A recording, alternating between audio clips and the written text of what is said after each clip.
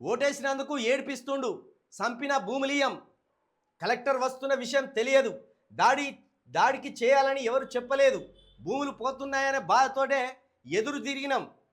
Somajiguda press క్లబ్లో లగచెర్ల గ్రామస్తులు. తర్వాత తెలంగాణ భవన్లో కేటీఆర్తో భేటీ. అండగా ఉంటామని కేటీఆర్ భరోసా. బాధితులకు అండగా ఉంటాం కేటీఆర్. సీఎం రేవంత్ రెడ్డి కిరాతక చర్యలపై ప్రజా సంఘాలు, పౌర హక్కుల సంఘాలు, మీడియా స్పందించాలని బీఆర్ఎస్ వర్కింగ్ ప్రెసిడెంట్ కేటీఆర్ కోరారు. రాజకీయ రంగు పులిమి పేదల భూములను గుంజుకోవాలని చూస్తున్నారని ఆరోపించారు. వాళ్లకు అండగా ఉంటామని భరోసా ఇచ్చారు. బాధిత మహిళా జ్యోతికి డాక్టర్ వైద్య సేవలు అందిస్తామన్నారు. బాధిత కుటుంబాలకు న్యాయ సేవ అందిస్తామన్నారు. CM Revanth Reddy, deputy CM Bhatti, ఇతర మంత్రులు రెండు కళ్ళతో చూడండి, మేం పైసలు ఇచ్చి కొట్లాడమంటే కొట్లాడుతున్న వాళ్ళలా కనబడుతున్నారా అని ప్రశ్నించారు. ఇక ఈమె నిండు గర్భవతి. ఈమె భర్తను తీసుకపోయి జైలు వేసింది.